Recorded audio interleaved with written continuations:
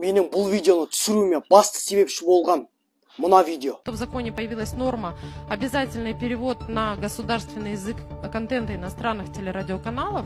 Здесь я бы хотела просто сказать, как представитель рынка, это просто убьет рынок. Проблема в том, что у нас нет возможности снимать качество контента, тем более рынок Казахстана и так велик, чтобы дорогостоящий перевод мог быть воплощен здесь, не заслуживает такого внимания. Бұндай оңбағандардың біздің елдегі басты мақсаты біздің тілімізді құрту, не жою. Бұдан басқа бұлардың мақсаты не ойы жоқ. Ойы арам бұлардың.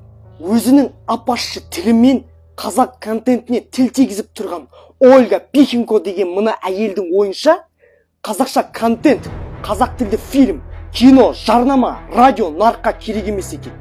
Тіпті сұранысы да төмен, дәрменсіз, дамымаған бір бейшара мына өзінің орысша тілінде айтқанда мамбеттерге керек дүние екен. Бұл әйелдің айтып отырған сөзі өтірік, шылғи өтірік.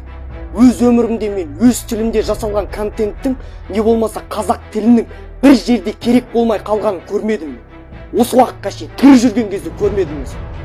Керек десең айналайын, көзің соқыр болса, ресми деректерге сүйенетін болса, қазақша контенттің біздің мемлекеттің аумағында бұқаралық ақпарат құралдарындағы алар үлесі 80%. Әр жыл сайын мектеп оқушыларының алатын үлесі, бітіріп шыққан түлектердің үлесі 70%. Керісінше қаншама қазақша контентті көбейіп жатқан өз көзіммен көрдім мен. Өз көзіммен. Мына екі көзіммен көрдім мен. Қаншама қазақша форум, жаңалық, фильм, қаншама қазақша блогерлер өздерінің керемет дүниелерімен, видеолармен бізді қуантып жүр. Қысқасын айтқанда халқым, қазақша контент барлық кезде сұранысқа ие. Бұл әйел өзінің уытты тілімен айтқан дүниесі шындық емес.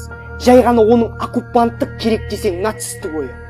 Неге мен бұлай айтып отырмын? Себебі өз кезегінде тілді тіл ретінде сақтайтын дүние, ол неғұрлым көбірек шығарылатын қазақша контент, қазақша видео, қазақша жаңалық, кино, фильм, сериал, жаңалықтар.